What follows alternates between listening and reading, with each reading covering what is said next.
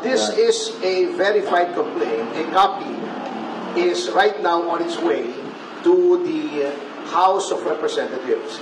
This is an ethics complaint against Congressman Danilo Ramon S. Fernandez, more popularly known as Dan Fernandez or Attorney Google. Anyway, this is for certain conduct unbecoming of a member of parliament, unparliamentary conduct, which were committed during the hearings of the Quadcom.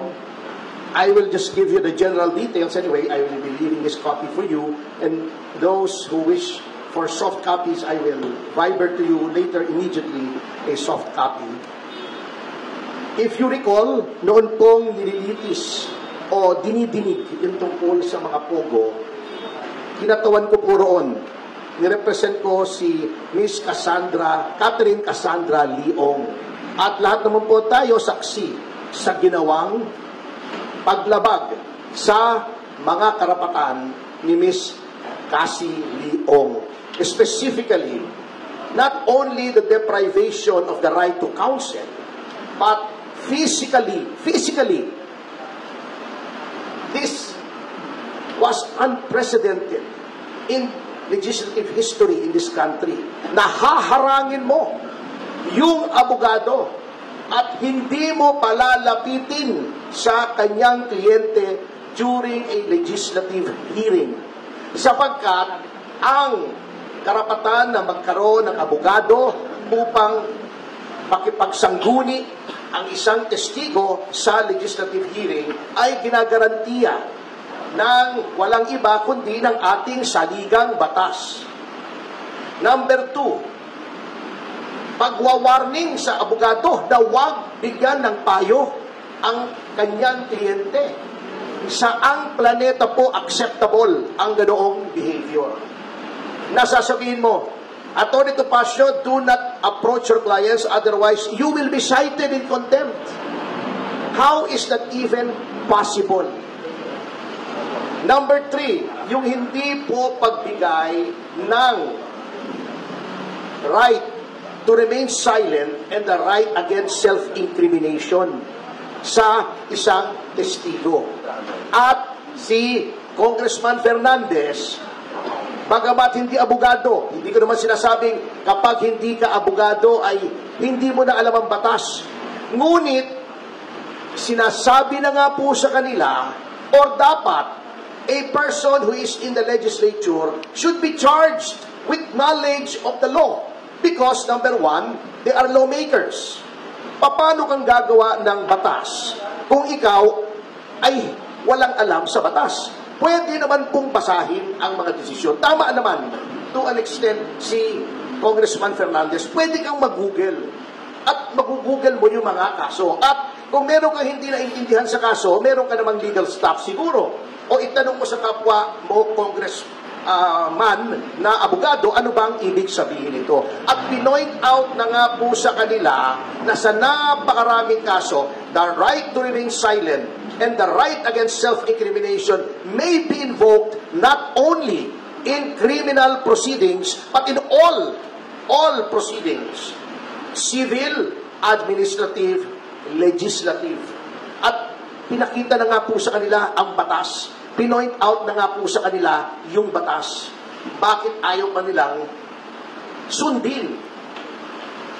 That is also against the oath that they have taken when they took their oath of office to defend and protect the Constitution and the laws of the Republic of the Philippines and pronouncements of the Supreme Court, according to our civil code, are part of the law of the land.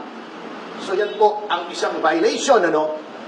Number 2, yun pong the right of a witness to be treated with dignity and with respect. Kapag ikaw ay tinatawag, na violate po yan.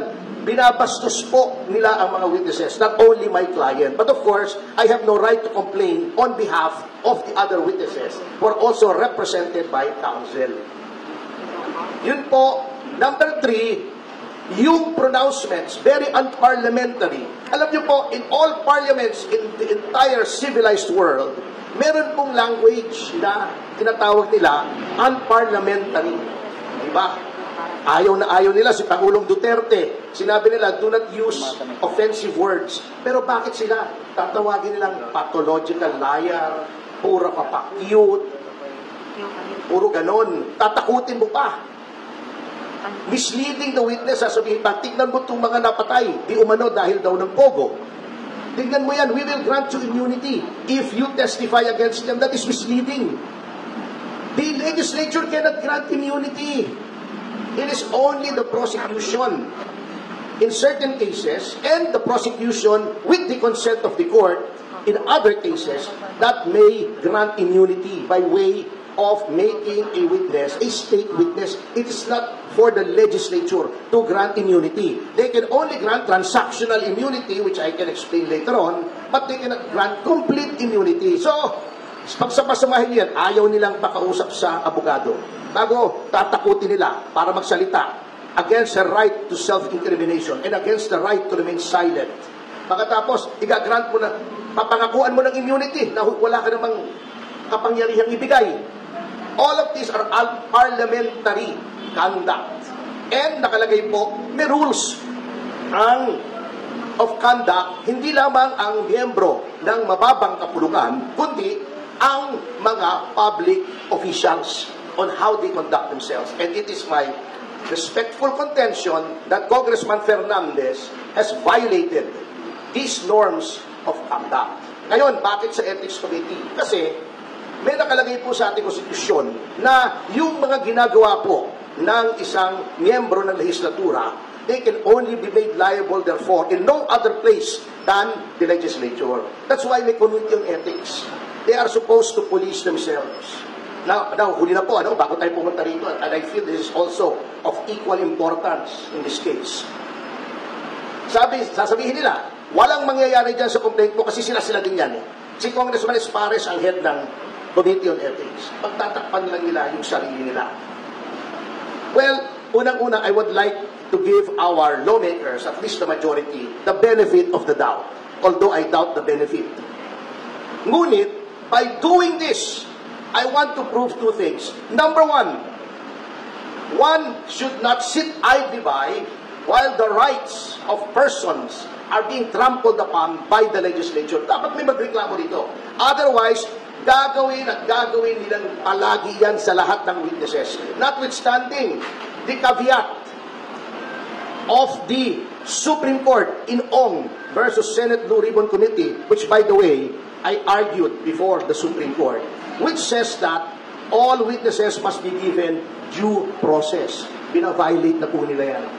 Number two, by filing this, I want to hold a mirror up to our honorable congressmen. Tignan nga po natin, tignan nyo ang sarili nyo, kung anong ginawa nyo sa mababang kapulungan, which is supposed to be an august body, which is supposed to be populated by honorable men and women, kaya nga honorable ang tawag sa inyo eh. Are you really honorable? Are you really august? Kaya nyo bang ipulis ang inyong ranks? Do you still have any shred of decency left in your bodies para makita na mali ang ginagawa ng isang miyembro ninyo at disiplinahin ninyo? Because by no stretch of the imagination is such conduct exhibited by Congressman Fernandez allowable or should be countenanced or tolerated by anyone.